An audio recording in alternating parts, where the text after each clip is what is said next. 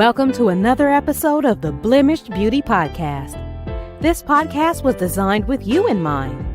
If you're ready to erase the norm and embrace the truth, come pull up a chair, grab a journal, and tell a friend that your favorite Jersey girl is back with another episode. So let's get into it.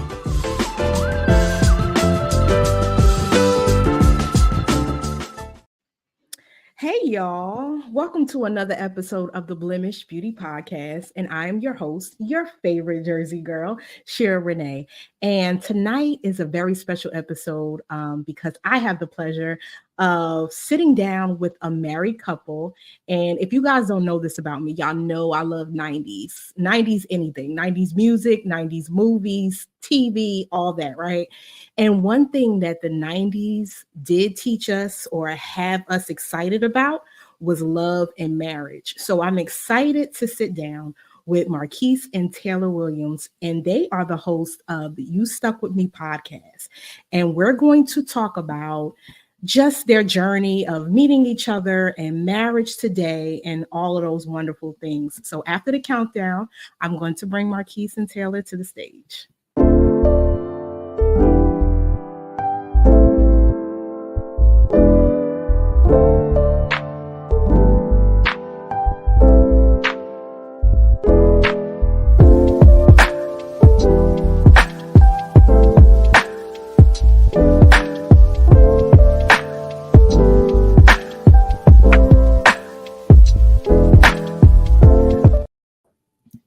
Hey y'all. Hey. How are you? Good. How are you? I'm good. It's this weather is bipolar, but you know that's how it is up in Jersey. Same thing in Chicago. Chicago's the same way. Yeah, you start off with like a coat and then you get out of work and you like, oh my God, I got to take all these layers off because it's hot now. Like you don't know how to dress. Look, this week we didn't went through all 4 seasons in about 3 days. Yes. Like that's crazy. You don't even know that. I'm so thankful for a car because I could just put everything in the car and just be like, all right, I'm ready for this. I'm ready for this. Okay, good. Let's go. Yeah. But first tell the people who you are and tell them a little bit about the podcast. Well, I'm Marquis Williams and this is my beautiful wife, Taylor. And we're the co-hosts of the You Stuck With Me podcast. You stuck with me. And I wouldn't have it any other way. I love it. So we're from Chicago. We currently live in Chicago. We actually met each other in high school. And we have an interesting, our podcast is interesting because it works in 2 meanings. So on one hand, we say that you stuck with me. You know, we're only getting married one time. I'm not doing this again. I don't want to have to try to figure everybody else out. And I don't have the patience to learn anybody else's birthday, favorite color, what ticks them off, what they like. Yeah. Don't nobody got time for that. No. But it also works in another way because we say that we did through sickness and health before we said I do. Which is why we call the podcast our conception baby of our unorthodox love story. Because we went through sickness and health before we said I do. That is exactly why I wanted you guys to come on the show because like I was telling you before we started, a lot of the times when you hear about marriage and you hear about the vows and they say for richer or poorer, for sickness and health, I think people really be reciting that and don't really think that could actually happen like literally after you say I do. Because I feel like as soon as you say that in marriage, you get attested immediately. Like, okay, you sure that's what you're going to? Okay, watch this. And most people fail. But can you guys talk a little bit about that?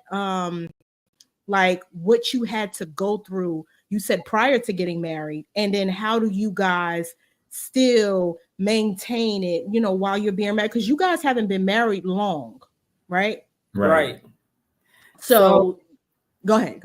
So to preface it a little bit, so when we say that we haven't been married that long, but we've known each other for like over 15 years. Yeah.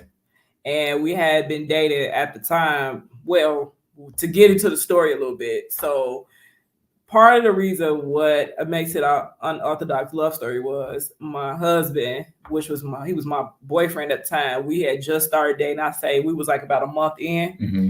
He was diagnosed with leukemia.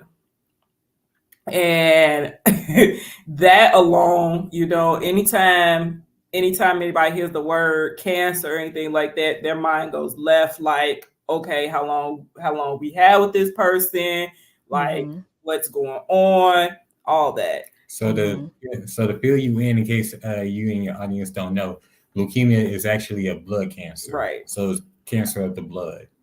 Right. So that whole year, I say that we call that the year of unfortunate events. So we're looking at 2017. So to backtrack a little bit, me and Marquise wasn't dating yet, but we were talking and we were friends. And at the time, the beginning of the year, I had lost my grandmother. And then I want to say like 3 or 4 months after that, my mom had passed away. Wow. So around that time of my mother transitioning, me and Marquise had started talking, but it was crazy because we were friends, but we had got to like a disagreement. I don't even remember what it was about at this point now because we were so far removed. Mm-hmm. I remember I had texted him. I said, hey, I know I haven't talked to you in a while. I don't know what's going on with my mom, but my mom is in an ICU. Just pray for me. That's all I said. And he was like, say less, and I'm coming over. So from then on, he had been my support system all through the time of my mom transitioning, and just being around to help me adjust to life after my mom. Because at this time, I was, give or take, like 23, 24. So I was fairly still a young adult. And then we was like, hey, we're going to finally make this official. Let's go ahead and date and everything like that. And then this was at her birthday party. This is at my birthday party. He surprised me. I said that's one of the best birthday gifts that I had got when he finally said, I'm gonna be your man. So I love it.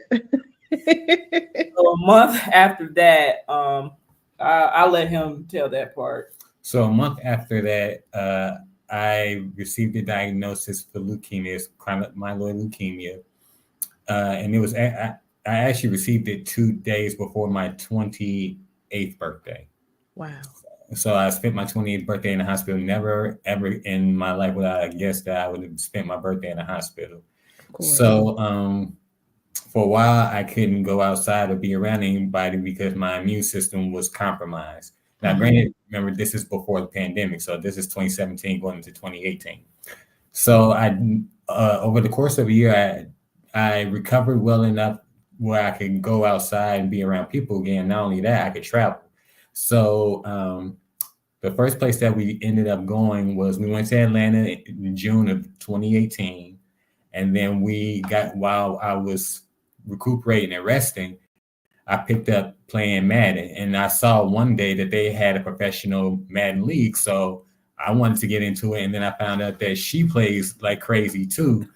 So we're like, okay, so we're watching everybody, all the professionals. We want to do that. So our first professional tournament, we went to Jacksonville, Florida. It was a 2-day tournament, and I advanced to the second day. And on the second day, right after I finished playing my game, she said that she was hungry. We stuck around to see who was going to win the tournament.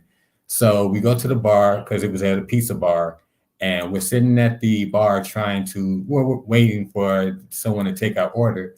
And then we hear a pop, and then everybody turns and looks around. We first think it's a balloon, but we sit there and like, wait, there are no balloons here. All of a sudden we hear pop, pop, pop, pop, pop. Next thing we know, we're in a mass shooting. Those were gunshots. Yeah. That we were hearing. So then we ducked down, took for cover. Marquise had made it out before me. Like I was directly behind him, but it was, when a whole bunch of people are in panic and stuff like that, everybody's falling on top of each other. So he had made it out before me. And then I had made it out the entrance way, but I couldn't get up because I had sprained my ankle from being trampled over. So I'm calling out his name. I'm like, Bay, and he's looking around, and finally he sees me. So he helps me get up, and then I just remember that we were trying to find a cover in an elevator, but the elevator wasn't open. And then it was a Mexican restaurant next door. And I don't know, to this day, we still don't know if it was a language barrier or he was that scared. We try to tell the waiter that opened the door, was like, hey, there's an active shooter outside, can we come in? He closed the door on us. So it took one of the tournament runners to say, hey, open, let us in. There's an active shooter next door. And we were just hiding out in the bathroom stall, close knit together. And I think it was like a child there too, until the coast was clear. Wow. So you guys, it's amazing to me because, like I said, when you're married, you deal with things, but you guys dealt with this stuff before y'all even got married. So it was only inevitable that you guys would get married, because if y'all could get through stuff prior to being married, then marriage is like I don't want to say a cakewalk, because marriage is not a cakewalk, but anything else that comes your way prior to this, it's like, we got it. We got it. Did you feel like, were those things, well, obviously they probably were, those things, did that really solidify, like, yeah, this is my person? Because my best friend, I remember, I will never forget the day he called me and he said, sis, I found the one. And I was like, what you talking about? Like, he was like a ladies' man. So him saying he found the one, I was like, yeah, what you talking about, Willis? Like, this is not you. Like, I'm being punked. Like, is it? And he was like, nah, I really found the one. Like, his tone changed and everything. And I asked him, I said, what was it for you that prompted you to know that she was the one? He said, she wasn't even my girlfriend and she showed up for me. He was sick, and I think she was in Virginia at the time, and she drove 6 hours from Virginia to New Jersey to check on him and take care of him and help him, recover. And it was nothing like anything severe, like, what you guys have endured, but it was something like a flu or something like that. And she drove 6 hours. So I am always blown away when you guys get those great, what's the word I'm looking for? Like those great cues from God. Like, this is the one, because, a lot of the times we pray like, God, please show me a sign. But you guys got signs across the board, right? So what was the pivotal moment for you guys to say, okay, this is going to tread a little bit deeper than just being in a relationship, it's time to get married? Well, ironically enough, the mass shooting actually wasn't the end of it. So, of course, after that, I know. It was her face. She's like, wow. Wait, there's more. Right. Wait, there's more. So, of course, just like the rest of the world, we had to deal with the pandemic. So, to backtrack a little bit, because of the events in Jacksonville, by that time I was in remission, but beforehand, but afterwards, the cancer came back. So fast forward to the summer of 2019, in July, I had a stem cell transplant. So, and she was with me every day. I was in hospital for about a month. And then once, right before the pandemic really picked up, that's when I was able to go back outside again, or I was getting ready to. And that's when that news broke. So I'm like, okay, this is going to be difficult. And it was difficult only because we couldn't see each other, because at the time she was working in a hospital. I was a first responder. Yeah. So, and if you remember everything with the first responders and all that, it was just crazy. So we had to see each other over FaceTime. At the time we were both doing Twitch. So when she was streaming, I was watching. When I was streaming, she was watching. And then her uncle passed away. And so I wanted to come see her, but I couldn't, just because we didn't know what the effects of possibly for me getting COVID would be. Yeah. So I didn't come see her right then and there, but that same week I actually saw her. I I wasn't supposed to go over to her house, but I saw her, but we were outside. Mhm. So, but I was living with my mom. My mom was very like, no, you're not going anywhere. No, you're not going anywhere. So I'm like, sorry, mom, I gotta do what I gotta do. That's right. So, at that time we talked, but we were at the time we started talking about marriage and things of that nature. So I messed around and I went and got an engagement ring because prior to everything, we were just messing around going in the mall and we just wanted to see what our ring sizes were. And I remember her ring size, so it was easy for me to, put everything together. So at the time, also, I was getting up in the mornings, walking with my dad. Like we would walk across a large parking lot with a Walmart, a Foot Locker, and a movie theater. It was just a way for me to get exercise. So I started having that conversation with my dad. I was thinking about it, and then one day we were talking about it. He said, "I'm gonna ask you these three things," and I said, "Okay." He said, "Do you love her?" I said, "Yes," and I'm in love with her. He said, "Has she always been there?" I said, "Yeah." He said, "So what are you waiting for?" And I'm like, you know what? That was the easiest way to break it down. I'm like, okay, you know what? I'm going to propose to her. So I was trying to figure out how I could propose to her and she not be suspicious. And then during the conversation, she said, "We don't take enough pictures." And I'm like, okay, photo shoot. So I have a couple of friends from college who are photographers. So one of them is actually our sorority sister. So she's a member of Zeta Phi Beta Sorority Incorporated. I'm a member of Phi Beta Sigma Fraternity Incorporated.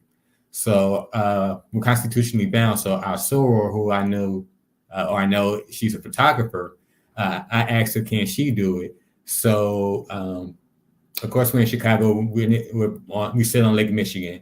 So we did a photo shoot on top of a multi-unit apartment building. We did about 5 or 6 changeovers. So after the fifth changeover, going into the last one. So I went to our soror and I said, "How should we do this?" She said, "Okay, so I'm going to take a picture of her by herself, and then you go behind her and get in position." So she started taking pictures of her by herself. She turns around and she sees me on one knee with a ring. I love it. She starts crying. She's like, "Oh my God, are you serious? Are you serious?" So I reach out to her and I propose to her, and she's like, we're both like, "Can we get a yes?" She's like, "Yes, yes." So, ironically enough, a week ago yesterday made that was 2015. So a week ago yesterday would have made 9 years since I proposed to her. Wow. And, so how long have you got, like the time frame between engagement and marriage? It was only 2 years. We was almost engaged 2 years. for 2 years. So yeah, I proposed. We got married in 2022. And I proposed to her on a rooftop overlooking Lake Michigan. That's dope. I would love to see the pictures of that because that was probably pretty. I'm big I'm a visual person, so I love scenery, stuff like that. So I would love to see the pictures. I love that you mentioned having that talk with your father, right? Because nowadays, especially, this generation and social media and all these things that can kind of interfere with the marital component, people don't really have those, the circle of trust that they can go to give them kind of level-headed advice. Because if a guy was to come to somebody like one of their friends and they talk about marriage, like, "Marriage, you crazy? That's one person for the rest of your life." It's always something negative. So I was very happy to hear that you did have that conversation, and he made it sound so simple, but it really is. Like, it really does not take all of that to consider marrying somebody. When you think about all the stuff that you've been through, like he said, has she always been there? These are things that you should think about as opposed to the tangible stuff. A lot of people wait. They feel like they have to wait till things are perfect, right? Like, we have to have this certain amount of money in the bank. I have to have this certain job, or whatever the case may be. But you guys are definitely a testament to what happens if all of that falls apart. Will you still be together, right? So I want you to give, Marquise, I want you to give like advice to the men. And then for the women, Taylor, I want you to give advice to the women. Like if they are in a relationship right now and they are considering marriage, be that person of reason, that level-headed person to give them advice as opposed to somebody that they'll call that wouldn't give them the level-headed advice. So for the men, the best advice that I can give to you about being married is if you're out here chasing women, it gets old after a while. And you should find the one person that holds you down no matter what. The one person who's always in your corner and the one person that just brightens your day. Because we were put here, men and women were put here for a reason, and we need each other. So regardless of what you see on social media, regardless of what you hear your friends say, at the end of the day, there's no better feeling than coming home to somebody who was there for you when the chips are down and when the chips are up. The one person who knows how to say things to you, what to say, especially when you're in your time of need. And believe it or not, as men, we don't have as much time as we think we have. How am I supposed to follow that? Nah, for all my ladies out there, this is your sis, Taylor. The best advice I can give is what I give to myself. And I say to our inner circle of friends all the time. Number one, you got to know how to love yourself and give yourself grace before you embark on any type of relationship. That's number one. And number two, it is okay to do what you feel is comfortable. And the reason, and to give a little bit of context with that, and Marquise loves it when I tell this story. To make a long story short, I was working at a hospital one day. Back then I was working at a hospital and I was on break, and I have a tendency to call Marquise on my break. He's looking at me because he knows what story I'm ready to tell. And I was like, I always say, oh, you have some pretty eyes. And all my coworkers was like, oh, you so cheesy. You so corny. Like, who tells they man that? Well, this woman told her man that, and I ended up being proposed to within the next 2 weeks. So I say that to say is don't be afraid to do what you feel is comfortable for you and your partner in your relationship. If you're the one that sends love letters or wants to send flowers or whatever to help to remind your mate that they're special, go ahead and do that. Don't always look to social media as goals. Okay, those goals do not exist. What exists is what you set for yourself. And it's okay. And it is okay to bend the rules a little bit. It is okay to go outside the box because you never know. What you may like, your man or your woman, whoever you're with, may also like too. And it's okay to stick it through. And one more thing, millennial marriages do exist. Yes. They exist. Yes. Just like any other marriage, it takes work. So if you're not willing to at least do the work for the relationship, at least do the work for yourself. I love that you said that because that is definitely good advice. It really is good advice because at the end of the day, you have to do what is best for you all. And a lot of the times people get so caught up with what this person is saying versus what that person is saying. And those people could be giving you advice because they're miserable. They could be giving you advice because they want your spouse. They could be giving you advice from all different types of, funnels. So I'm happy that you said that because you have to know that your marriage is your marriage. Mm-hmm. And you can have the same ingredient. I'm a visual person. So everybody wants to make like a red velvet cake. You can have the same ingredients, and this is marriage, but somebody going to add something a little different.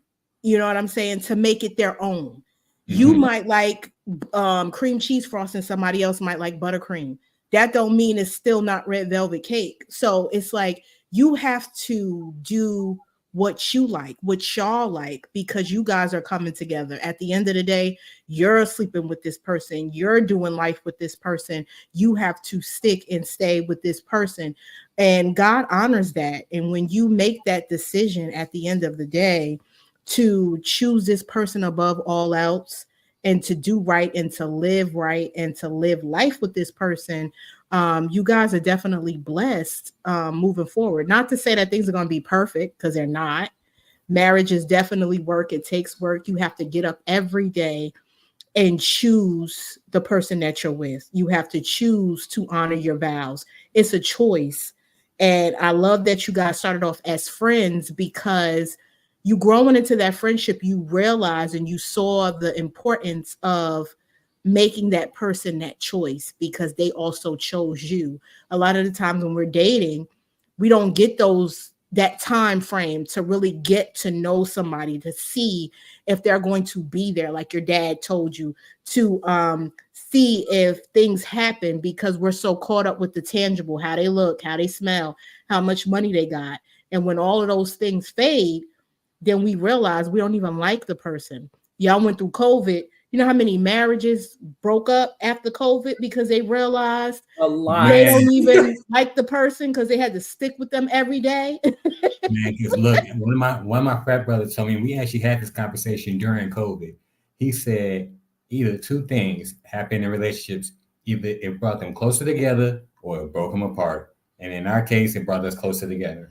Yeah, because the option of being able to see Marquise every day was taken away from me. Like, I mean, for me, after a long day of work, I'd be happy to see him. Just like today, I had a long day of work and I was like, babe, I need a hug. He said, say less. And just to have that hug from the person who waits for you every day to come home, that just does it for me. And I like how you said that we become one, and you brought God into it, because my favorite scripture is always going to be this: he who finds a wife finds a good thing, Father, and he obtains favor with the Lord. So I thank God for this woman, because she wouldn't have been brought into my life for no reason if this wasn't meant to be. But also something else that you said, and I want to backtrack on for a second. When we first met, I actually asked her out and she said no. Here we go. That's a funny story in itself. So in high school, I actually asked her out and she said no. And at the time, she was a freshman and I'm just a senior, but I was 1 year ahead of where I was supposed to be. So that's how that happened. And I'm like, dang, I'm a senior. I had to carry that L all year. That's embarrassing. But that part of our relationship, there's my story, there's her story, and then there's the truth. My side is the truth. Of course. We're always right. But it's that part of our lives is just a testament to our entire story as a whole. So we always joke, we always use that against each other back and forth when we just mess with each other. But one of us will say that, but look, we're here now. So, And one of the things that we keep it, remind ourselves what we've been through. I tell Marquise all the time, like, look, you're healed now. We're not going through this again. So get my ish together. Get your ish together, because I'm not doing this again. And I'll go like, yes, wife. Good job. I love that. And I think it's an important dynamic to remember, that you have to like who you're in a relationship with, because love is not enough. Mm-hmm. And if it's not centered around God, it is definitely conditional. So your love could be based on, well, they treat me good right now. Your love could be based on, oh, they got a lot of money and they paying the bills. But what happens when you get sick and the person gets very like honorary because they don't feel well?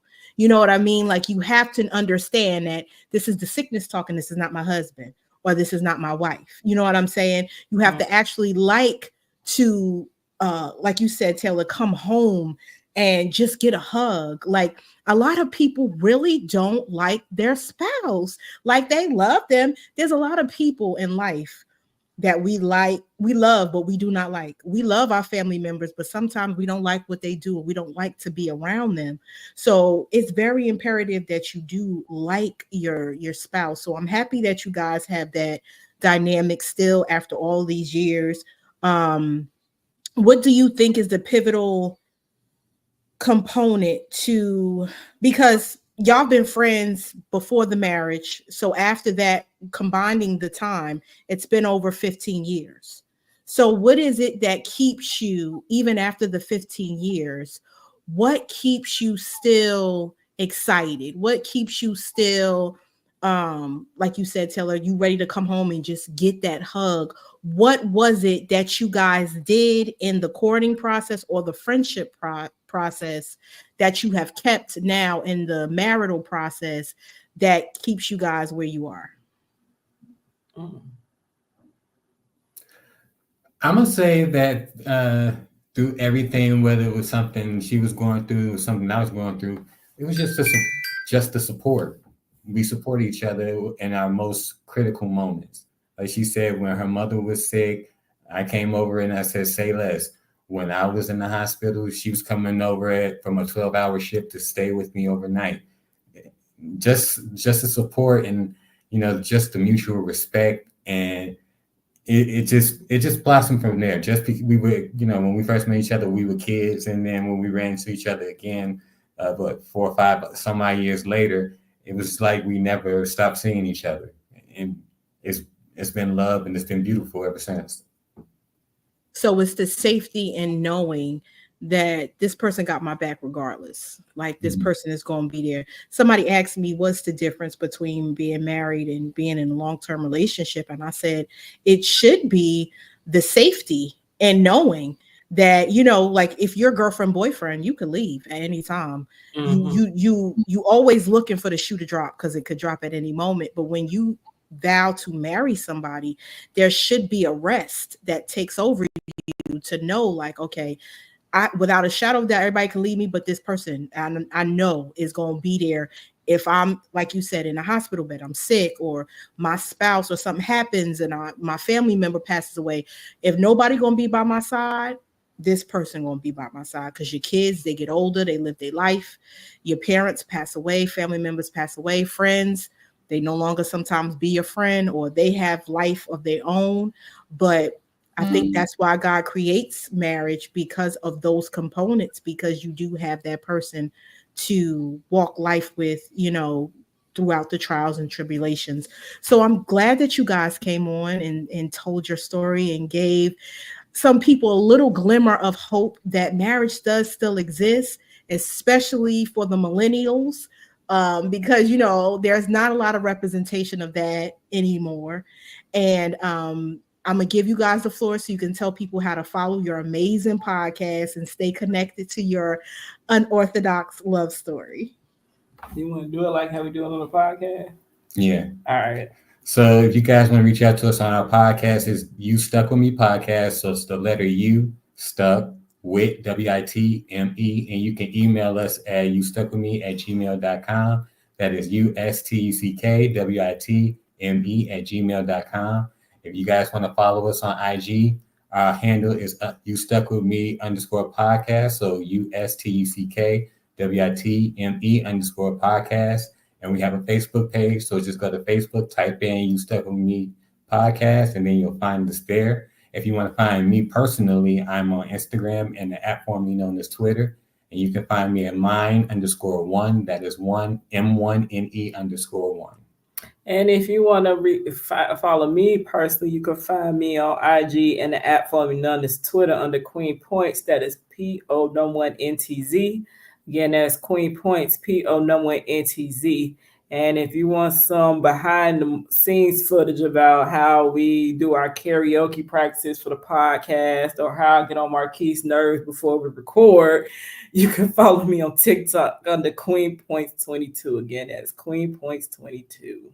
And if you guys want to follow the podcast, you can find us on YouTube. Spotify, and on Apple. And if you're on Apple Podcasts, make sure you rate, review, subscribe, and share. I love it. Thank you guys for coming on. I appreciate you spending some time with me and telling my viewers and listeners about your story. Thank you for having us. And you stuck with us too. Yeah, you stuck with us too. Of course. I hope you guys enjoyed this episode. And as always, I want you to remember that you are graced and gifted for a time such as this.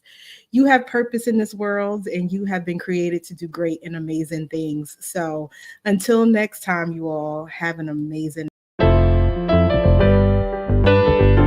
We hope you enjoyed today's episode, and don't forget to leave a review.